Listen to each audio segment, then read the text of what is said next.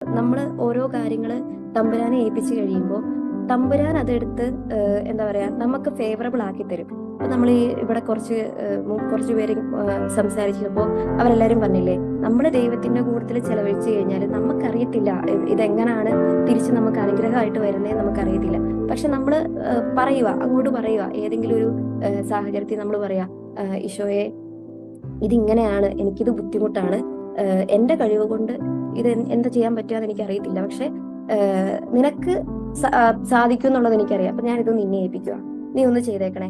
ഇപ്പം വീട്ടിലത്തെ കാര്യങ്ങളാണെങ്കിൽ ഞാൻ അടുക്കളയിൽ കയറി വലിയ പരിചയമില്ലാത്ത ഒരാളായിരുന്നു കല്യാണത്തിന് മുമ്പ്. എന്താ പറയാ, ഓരോ സാധനങ്ങൾ ഉണ്ടാക്കുമ്പോൾ എനിക്ക് ഭയങ്കര ടെൻഷനാ.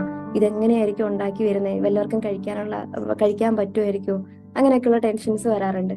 ആ ഒരു ടെൻഷൻസ് ഒക്കെ വന്നുകൊണ്ടിരുന്ന സമയത്തും ഞാൻ പറഞ്ഞില്ലേ, ഞാൻ രാവിലെ ഇങ്ങനെ ഓണാക്കി വെച്ചിട്ട് ഇനിയിപ്പോ ഒരു ഷെയറിങ് ചെയ്ത് കഴിഞ്ഞിട്ടുണ്ടെങ്കിൽ ഞാൻ പിന്നെ കുറച്ച് എന്താ പറയാ ഈശോ പാട്ടൊക്കെ ഇട്ട് അങ്ങനെ ഞാൻ ഈശോയുടെ കൂടത്തിലാണ് കുക്ക് ചെയ്യുന്നത്.